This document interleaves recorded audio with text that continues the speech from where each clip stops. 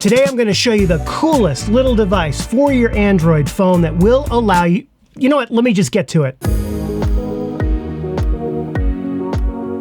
Hi everyone, welcome to Pal the Tech. Today we are talking about the Accsoon M1 recorder, monitor, and streaming device for your Android phone. First, a disclaimer. Accsoon did send me this little unit to test and review, and I kind of just put it away and didn't think about it. I mean, you know, it's not that thrilling looking, and I didn't really give it much thought. So eventually I picked it up and I started testing it out, and I love this little thing. Before I go any further, I must tell you that this will not work with iPhone or iOS, and that sucks. I wish it did. It will only work with Android devices. This device is very small and lightweight, weighs almost nothing, and has a few ports on it. There is a full-sized HDMI input. There's also an ability to plug this unit right into AC power, but you have to buy the power adapter separately if you want to plug this thing into the wall. However, on the back is a slot where you can plug a standard Sony NPF battery right into it. On the top, there's a 1/4-inch screw hole, and on the bottom is a mount where you can attach any kind of adapter you need. And on the other side, you've got a USB-C port where you can use the included cable to attach this to your phone. There's also a switch. You see that right there? That will tell your unit if you want to also charge your phone at the same time you're using it. And then there's some power lights that show you the battery time remaining. So what does this thing do exactly?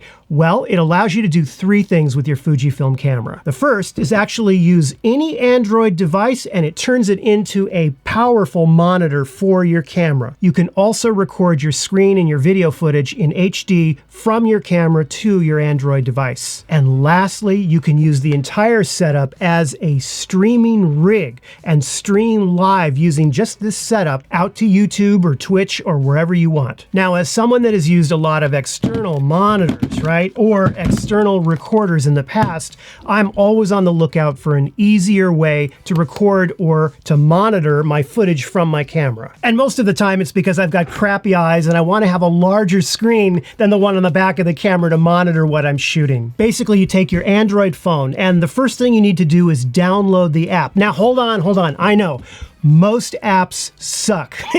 Most camera, video, and audio apps suck. I can't stand them, especially the ones that use Wi-Fi. They're horrible. They're about as reliable as a seeing eye dog in a hamburger factory. They're terrible. However, this app is pretty good. I was surprised at how well thought out it was, but it doesn't use Wi-Fi, and that's a big deal because you're not going to have that, delays or latency or connection problems. Fujifilm app, right? Fujifilm app. You're not going to have those kinds of problems. So download the app and open it up. Then you simply attach the phone to the little unit. This pulls out just like that, right?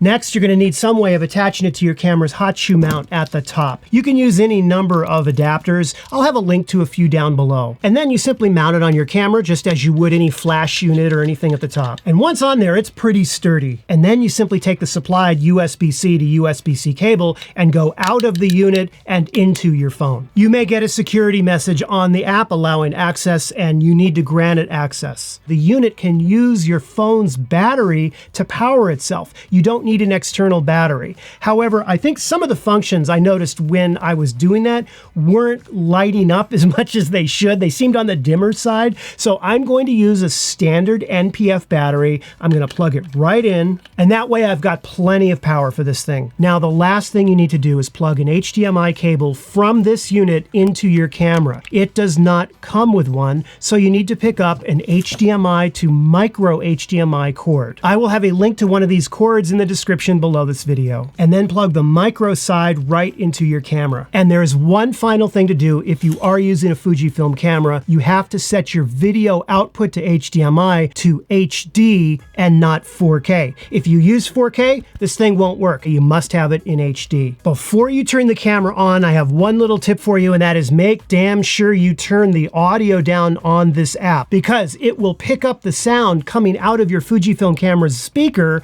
go into here, and it will create a feedback loop, and it will hurt your ears and could damage your unit. So make sure before you turn on the camera that you press this button right here and then scroll for audio and turn it down. And lastly, just turn on your camera. And once you do that, you should see your screen just like this. But is this thing any good? Let's check it. I'm gonna go ahead and attach it to the tripod just like this, and we will turn it around so that you can see the screen in real time. Okay, so let's do this now in real time. That's pretty good. I have to say, this is pretty good.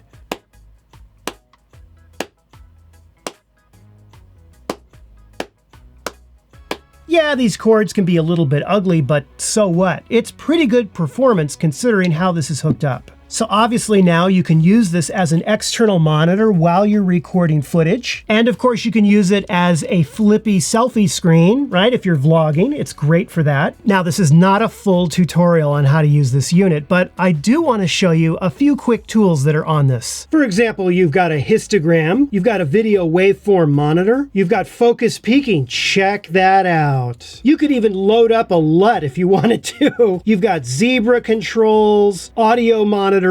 You could even change around the aspect ratio. You can flip it and get mirror view. And this is great. You can take a simple screenshot with a quick tap. Boom, just like that. And now we come to the second thing this can do. Simply tap the button and the unit will record your footage right to your phone. Now this will not record in 4K. It only records in 1080 HD up to 60 frames per second in 8-bit video, which for things like YouTube or streaming would be more than enough. The other thing you can do if you happen to be an educator or a YouTuber or, I don't know, teach Fujifilm cameras from time to time, you can record your screen. Check this out. Go into your camera settings in Fuji and just set HDMI output info display to on. Now check it out, I can show menus. Have a look at this. And the third and final thing that you can do with this unit is you can live stream. Now, I'm not gonna get too much into that right now, but basically you press the live button like this, you put in your RTMP URL and live stream code, click OK, and you're good to go. You can start streaming. And what's great about this is that you can take full advantage of the Fujifilm camera system, the lenses, right? The lens choices,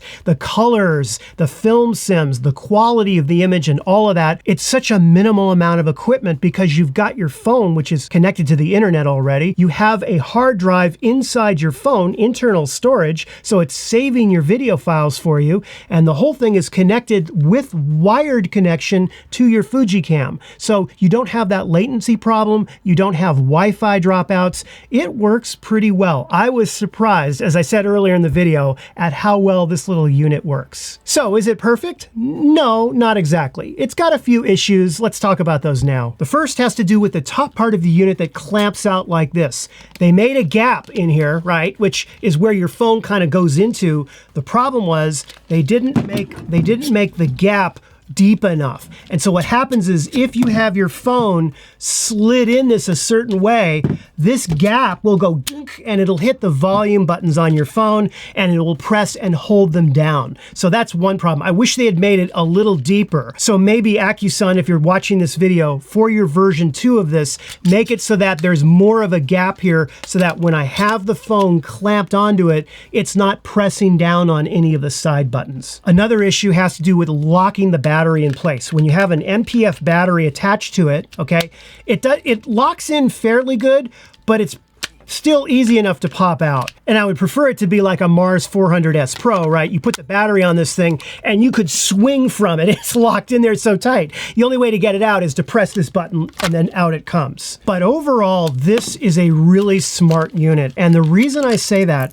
is not so much the unit itself, it's the app. The app is very good. I connected it with no hassle at all. I didn't have to fart around with settings. It just worked straight out of the gate with the Android phone, and I really like that. And I like the fact that it doesn't use Bluetooth or Wi-Fi.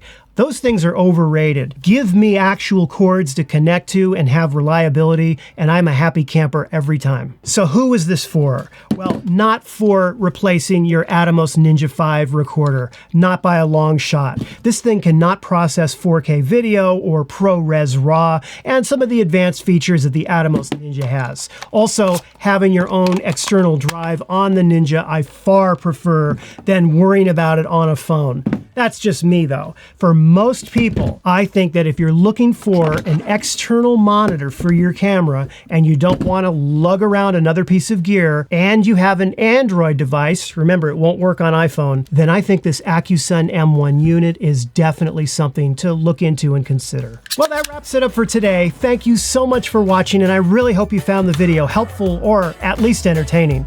And if you did, be sure to give it the like and subscribe. I will see you again in a new video very soon. Take care.